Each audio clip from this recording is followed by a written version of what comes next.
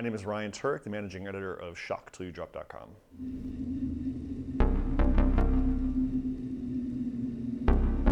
There are so many iconic horror figures that can come to mind when I'm asked who's the most iconic person in horror. You know, guys like Boris Karloff and James Whale and Bela Lugosi. Obviously, you could flash forward to guys like Jack Arnold, who was responsible for movies like Creature from the Black Lagoon. When you look at today's generation of horror fan, the instantaneous men you go to is like John Carpenter and Wes Craven and David Cronenberg and George Romero. When you ask who is the most iconic figure in horror, it comes in a big basket. There's so many.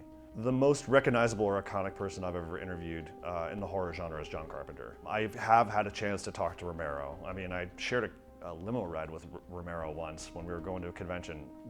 Coolest experience ever. But John Carpenter allowed me to enter his home and sit in his office and interview him for 30 minutes, and it was the most revealing, frank, and honest interview I've ever gotten out of somebody, because he just doesn't care anymore. And it's not that he doesn't care about the genre and he doesn't care about the industry. He does. He just doesn't put on airs anymore. He doesn't give a damn. He doesn't care what people think. He is that old cowboy in the Old West who is just like, you find at the bar and the new gunslingers come up and ask for advice for. You know, he just doesn't care anymore. He just wants to play his Xbox and do other things. But yeah, John Carpenter would definitely be the most iconic person I've ever talked to.